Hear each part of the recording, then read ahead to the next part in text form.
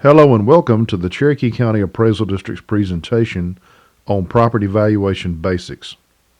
We hope the information provided in this presentation will help you have a better understanding about how we determine the values that affect your property tax bill each year. To begin, it is important to grasp the enormous task that we face each year. In our county, there are over 21,000 structures to be appraised. These range from family homes to businesses, apartments, and farm and ranch structures. Of the more than 680,000 acres inside Cherokee County, over 600,000 acres are qualified as agricultural productive lands. These lands fall mostly into either timber or pasture land categories. All told, there are well over 63,000 total parcels on the county tax roll. Of those parcels, there are nearly 15,000 mineral royalty accounts and over 1,700 business personal property accounts. That leaves over 46,000 parcels of real estate that must be appraised each and every year. Now, in the appraisal business, there are basically two different types of appraisals: fee appraisals and mass appraisals. When asked about appraisals, most people think of fee appraisals. These are the appraisals that you get when you buy a piece of property and finance it through a lending agency. These appraisals focus on one property in detail and are done by licensed fee appraisers. Given the massive number of properties that must be appraised each year, the appraisal district performs what are known as mass appraisals. Mass appraisals use statistics to appraise an entire population of properties at one time. These appraisals are the basis for your property tax bill.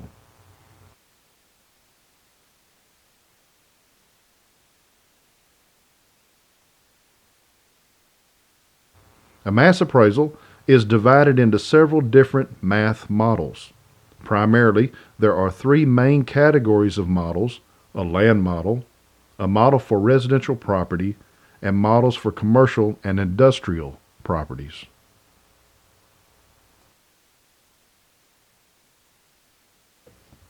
The process begins by dividing all properties up into categories one property at a time. And like the old adage says, the only way to eat an elephant, well, is one bite at a time. Land tracts and lots in the county are divided up based on several factors. We look at the physical location of land in many ways. First, we break land down by whether it is in the city or out of the city, and whether it is within a platted subdivision or not. In addition to dividing city lots by neighborhood, we also use categories derived by residential, commercial, or industrial zoning areas. Then after that, for cities and subdivisions, we divide those further by neighborhood characteristics. We have neighborhoods classed as good, average, fair, and low within the various cities and subdivisions in the county. Now for rural land, we divide them up first by school district and then by type of road access. Land along major highways are classed as having highway access.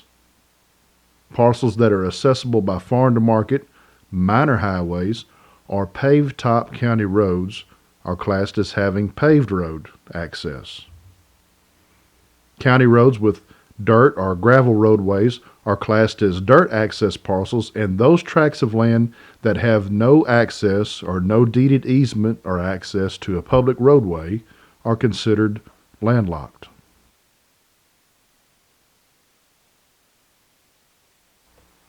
Our models for residential properties are based first on breakdowns that are similar to the land model. This means that we look at the location to see if it is city, rural, or a subdivision, and then we consider the neighborhood. Again, neighborhoods are broken up into good, average, fair, and low categories. Rural residential properties are similarly divided by the school district and then the type of road access like we discussed in the previous slide concerning the land model. After all of the location factors are considered, we separate residential structures by the type of exterior wall covering it has. Our frame exterior classifications include wood exterior siding, vinyl siding, and hardyboard types of concrete sidings. Our brick exterior classification will include brick veneer, stucco, concrete, or masonry block types of exteriors. Finally, there is one more piece of the puzzle to be considered for residential homes. We will look at the quality of construction materials, workmanship, and architecture. This is one of the most important divisions of residential properties right after location, location, location.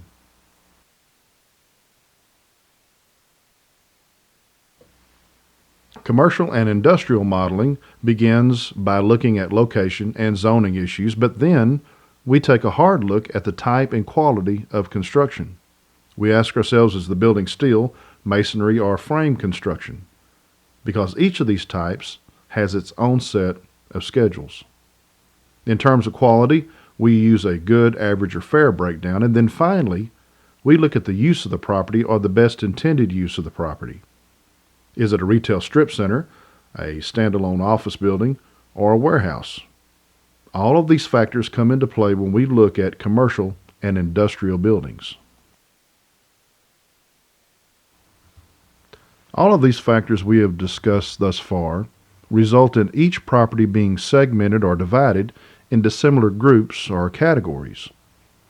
This leads us to the basis for each category's valuation, and that is the development of tables of value, otherwise known to us as schedules.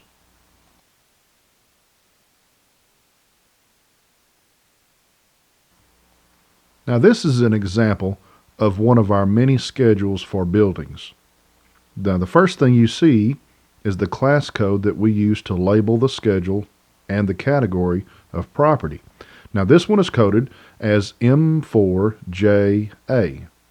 To us, this code means that it is a brick veneer residential home of average quality construction and materials.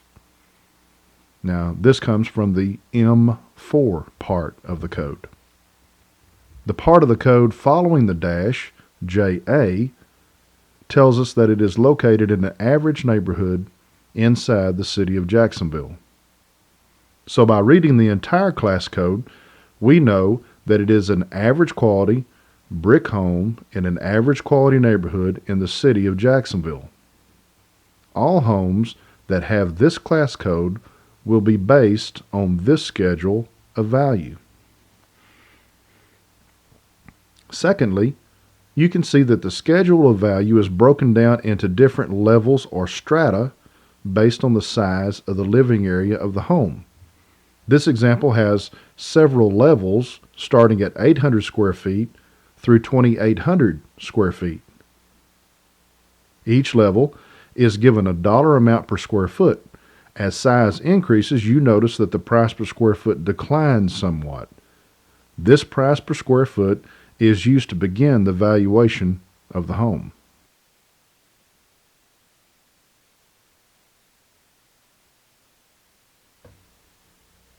We all know every home is made up of different areas. The primary area occupied by residents is known as the living area. This is typically the heated and cooled area of the home and is indicated here in red. But we also know that there are other areas of a home that are not typical living areas. These could include porches, decks, patios, carports, garages, and so forth. These areas, shown in green in this example, are appraised as a percentage of the living area price per square foot. So for each one of these areas, we have assigned a percentage of base, if you will, for porches, decks, patios, and so forth. Now, as you can see in this example, the living area is appraised at $64.27 a square foot. Now, porch areas are set at 23% of base, So in this example, the porch area of this property would be appraised at $14.78 a square foot, which is 23% times 64.27. We do this for every non-living area part of the home. One more important note is how we appraise upper stories or basements. Even though upper floors are considered living areas and some basements as well, we do not appraise them like we do the first floor. Instead, we use a percentage of base like we do for garages and porches. And we do this because the value of the foundation and the value of the roof is already included in the base value per square foot for the first floor. So if we use that same value for living areas on upper floors or basements, we would in effect be double dipping the foundation and roof value, so to speak.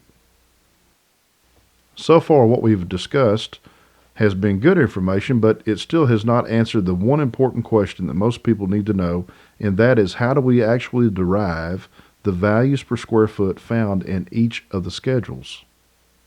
In the coming slides, we will attempt to answer those questions and take a hard look at how we handle sales and sales ratio reports and the study of market data. In all appraisal methodologies, whether you are talking about a fee appraisal or a mass appraisal, there are three approaches to value: the cost approach, the income approach, and the market approach. The cost approach is simply the depreciated cost of construction plus the value of the land. We use this mostly in commercial and industrial types of properties. The income approach to value is used when you have a property that produces income. It looks at a property much like an investor would, and it asks the question, how much income can a property generate for me, and based on that, what is it worth to me to buy it and still make a return on my investment? This approach to value is used to some extent on rental houses, leased commercial space, and hotels. Finally, the market approach is the primary tool that we use to adjust and manage the value models in the county. It focuses on sales that take place within a given period of time right here in our local markets.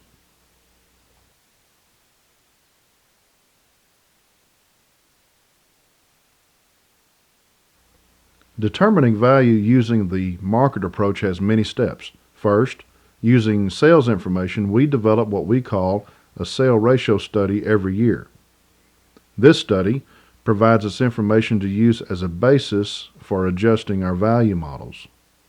Unfortunately, we have to understand that Texas is a non-disclosure state. That means that nobody has to tell us what they gave for a piece of property. Now, this results in our sales studies being limited in reliability somewhat by the quantity and quality of the sales data that we can accumulate. We acquire sales information in several ways. Each time a deed is processed by our office, we send a survey letter to both the buyer and seller asking for sales information.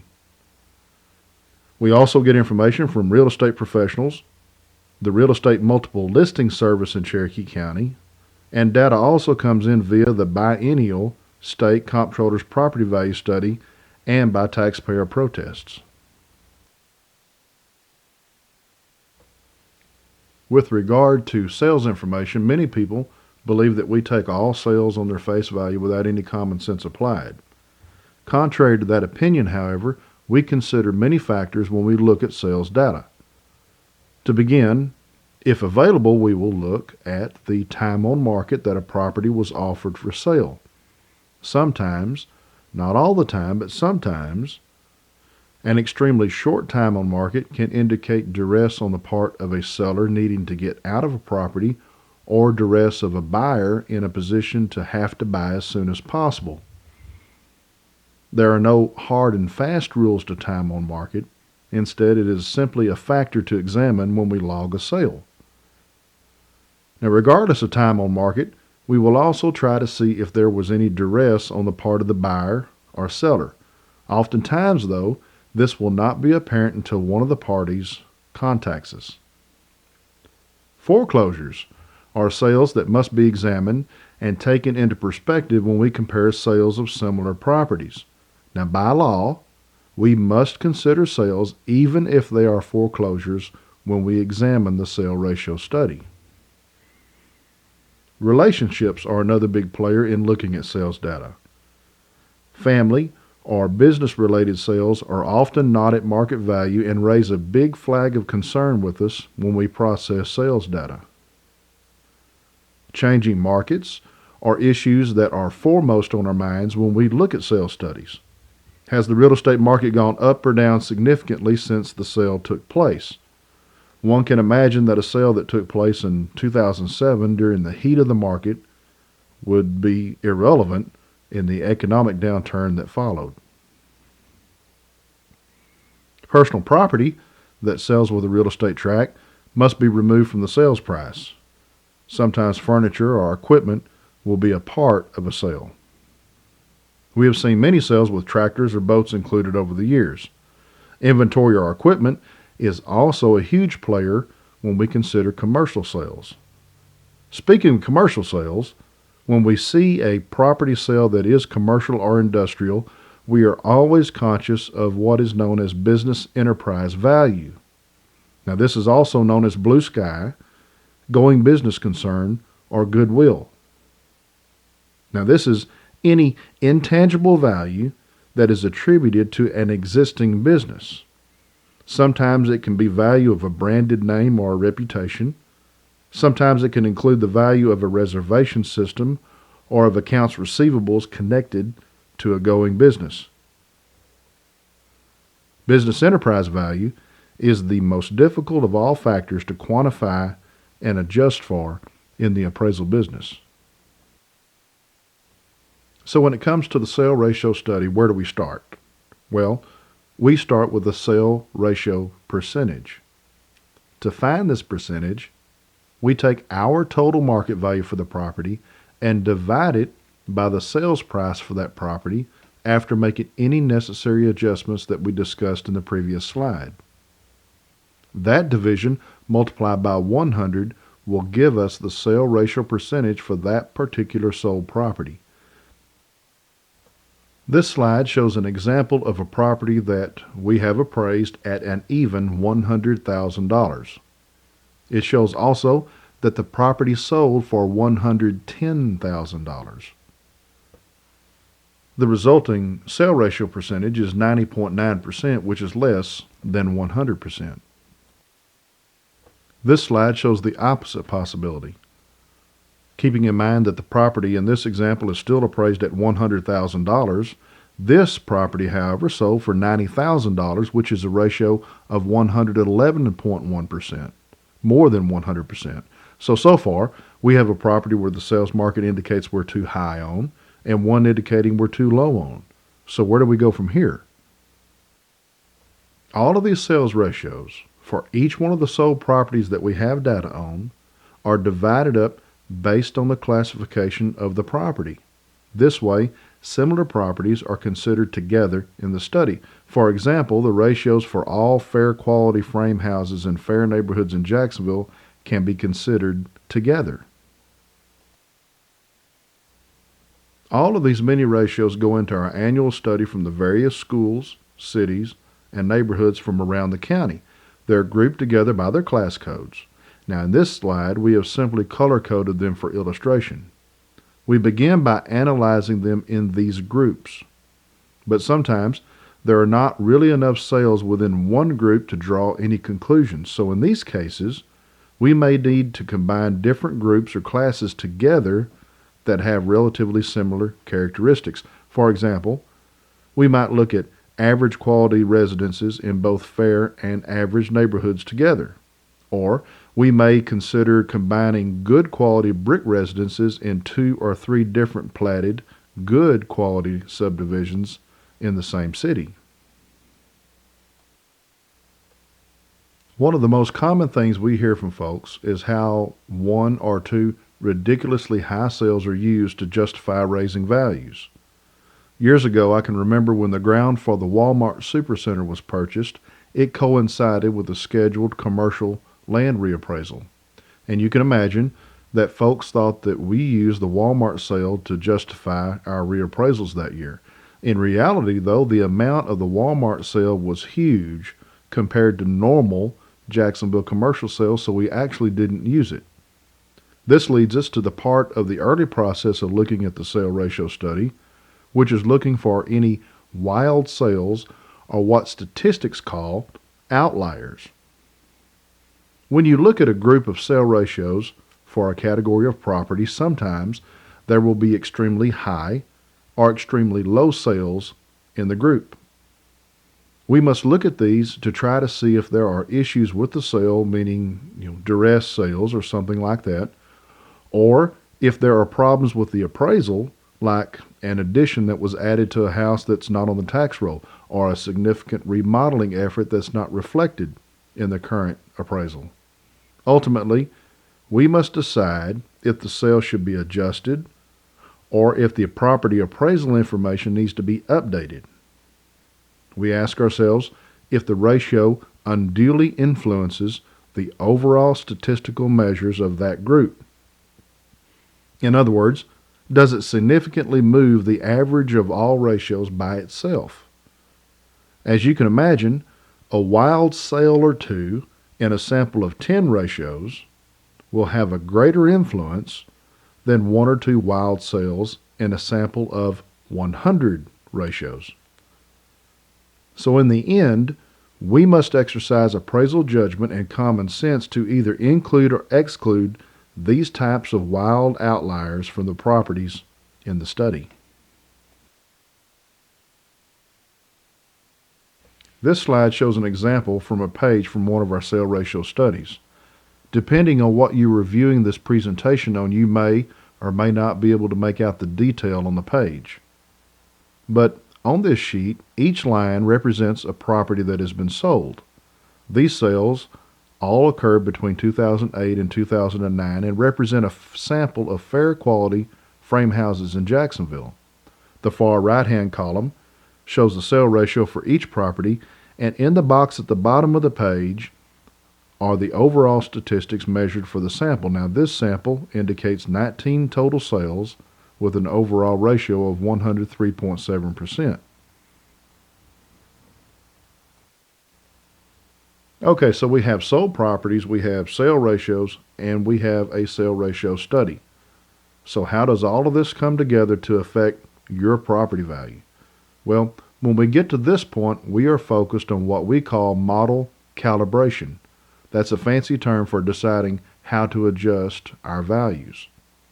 Using the information provided by our sale ratio studies, we make decisions about changing or not changing individual schedules. And by the way, there are over 1,300 schedules just for residential homes in the county. Our goal is to adjust schedules so that we are at 100% of market value. To do this, though, we use the sale ratio studies and analyze each category or schedule and see how the sale ratios compare to 100%.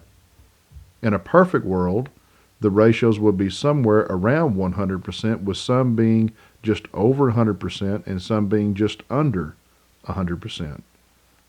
In statistics, there is something called a bell curve. Now, like the graph shows, it looks like a typical bell. At the top of the bell in the middle, where the bell would hang, would be where 100% is on our graph. Then, as ratios are plotted along the curve, you see how the ratios would be distributed. We would try to adjust the schedule so that the ratios of the sold properties would be more or less distributed like this example. The trick to all of this, though, is the midpoint of the curve, in other words, 100%. The other important issue is the width of the curve. As you can see from the ratios on this graph, the right-hand side of the bell curve are properties that are appraised for more than what they sold for, and the ones on the left-hand side are properties that are appraised at less than their sale price. The inescapable reality of the statistics and the mass appraisal of properties is that at any given time, there will be properties that are underappraised, just like there are properties that will be overappraised. Now, the width of the curve will tell us how well the sample is doing around 100% or around the midpoint. The tighter the curve is, the more properties there are that are appraised close to 100%. The wider the curve is, shows that fewer properties are concentrated around 100% and that there are many grossly underappraised or grossly overappraised properties. Now, in reality, at protest time, you can imagine that these folks come to see us, but these don't. In the end, we take several steps before we finalize our proposed annual values. We have adjusted our models, we have recalculated our appraisals on all county parcels, and we have reviewed the end results of our statistics.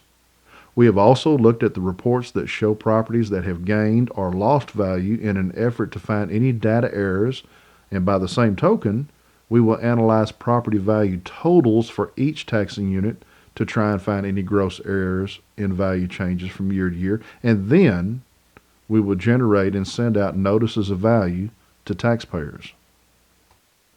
This slide shows a summary of the sale ratio report study for 2010 by property category. For each category, you see the number of sales that were used under the column name sample size. The next column to the right shows the weighted average sale ratio. Now, the weighted part of that means that larger value properties can carry more emphasis in an average than smaller value properties. Adjusting for this weight is a required measurement in mass appraisal analysis. These are the 2011 final statistics by category. You can see that the weighted average for residential homes on less than 5 acres increased marginally from 95.2% in 2010 to 96.2%. Land statistics have improved from 2010 with tracts under 5 acres up from 93.6% to 99.5%, and tracts over 5 acres are up 97% to 99.9%. Overall, for all categories sampled in the county, the ratios have increased overall from 96.5% to 97.3% from 2010 to 2011.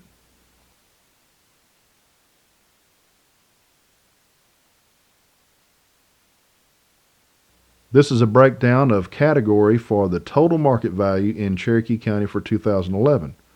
You can see that a great deal of county tax base is in the first category, which is residential property on less than 5 acres, valued at just under $844 million.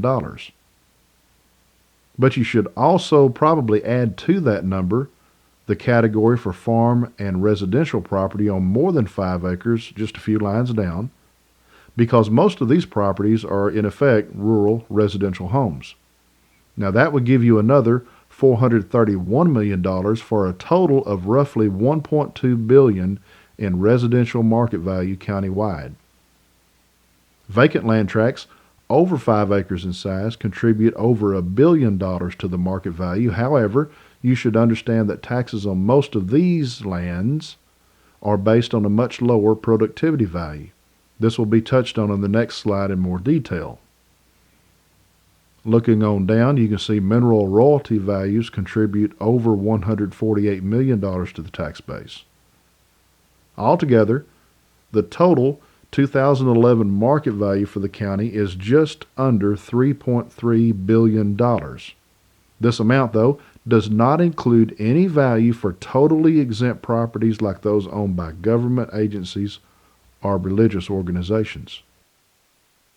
Now, this is a snapshot of the county certified value sheet for 2011. Now, this is for the general fund portion of the tax. A separate sheet of values is done for the lateral road portion of the county tax. Now, what you see here first is the total gross market value for the county. Now, this number is different from the previous slide because it does include the value from all of those government and religious properties.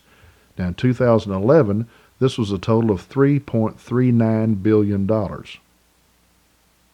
Now, this area lists all of the deductions to gross market value from the various exemptions and other losses to market value.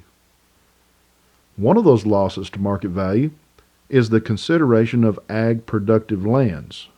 Like we mentioned in the previous slide, land that qualifies for ag or timber pays taxes based on a much lower productivity value. The difference between that lower value and the much higher market value must be deducted from the gross market value.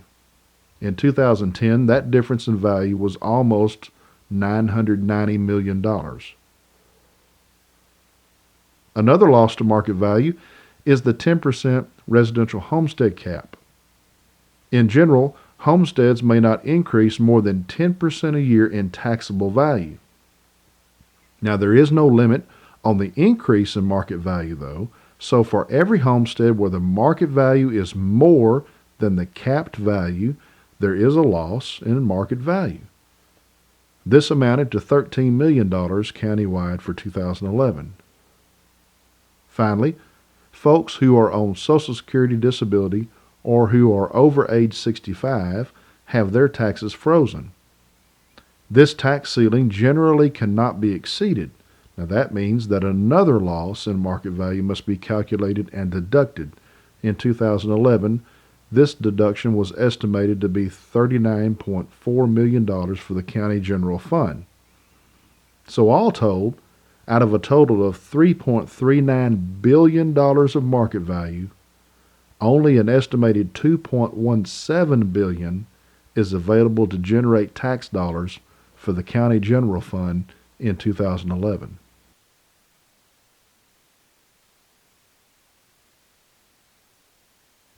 So overall, what can cause your value to change?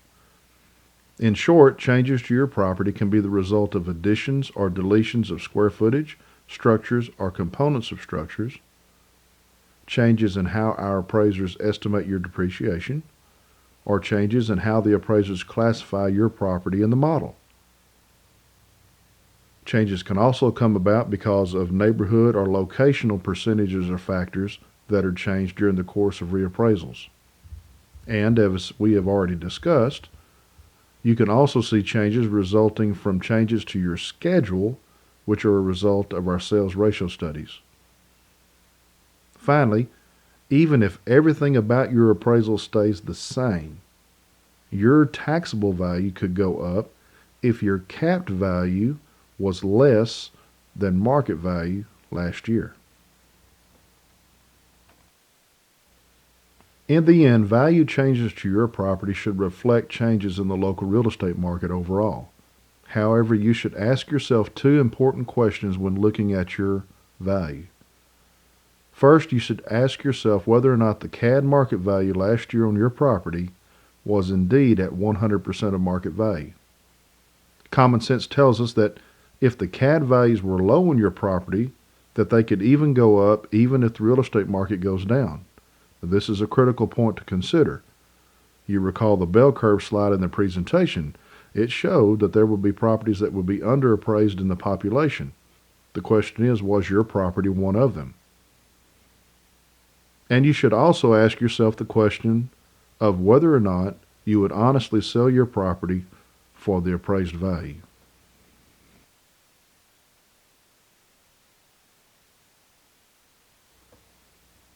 So what do you do if you think you are being overappraised or unequally appraised? You have several options available to you during the 30-day time period following delivery of the appraisal notices.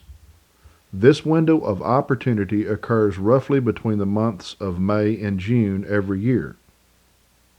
To begin, we encourage you to visit with a staff appraiser for an informal review. Now, this is our time of the year for the property owner to come and tell us things about their property that we don't know. Now, it helps if you bring in information for the appraiser to consider, like pictures of any significant damage or sales of similar property or even other appraisals if you believe you are being treated unequally to comparable property. The appraiser will discuss these things with you and make a determination. Sometimes that means that they will lower a value and sometimes not. Our goal at the appraisal district is for taxpayers to communicate with us and for us to communicate with our taxpayers. You may not be happy when you leave, but we want you to leave at least understanding why we did what we did. Now, if you don't like the results of the informal hearing, you can apply to appear before the Appraisal Review Board for a formal hearing. This board, commonly known as the ARB, is made up of 5 local property owners like you who will hear evidence presented by you and by the district. They will weigh the evidence and render a decision at the hearing. The hearing takes place during a public meeting, and all arguments, information, evidence, deliberation, and final decisions are made in open session. Anyone can attend an ARB hearing. If you are still not satisfied with the decision of the ARB, you have 2 options available to appeal. First, you can request binding arbitration. The option to request binding arbitration is limited somewhat, though.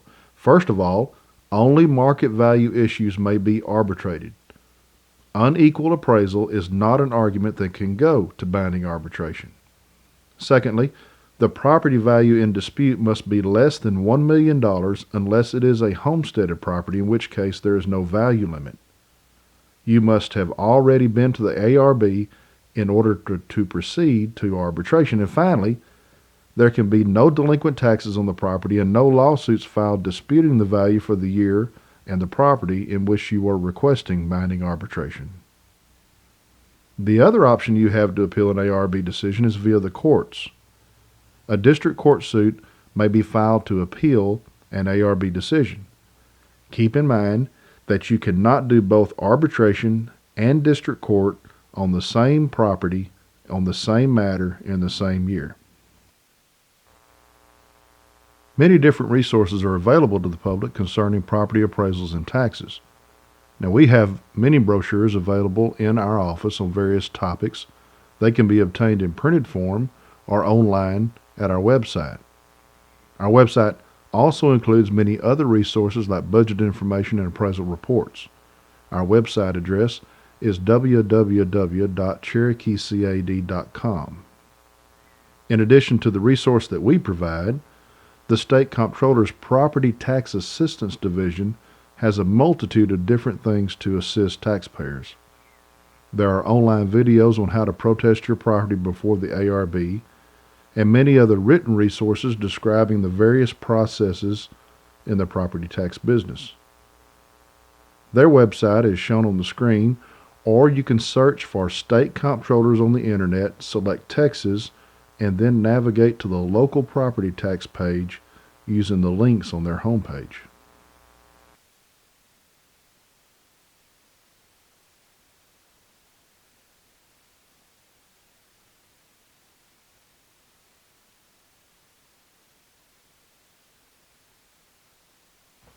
This is Chief Appraiser Lee Flowers, and I want to thank you so much for taking the time to review this presentation.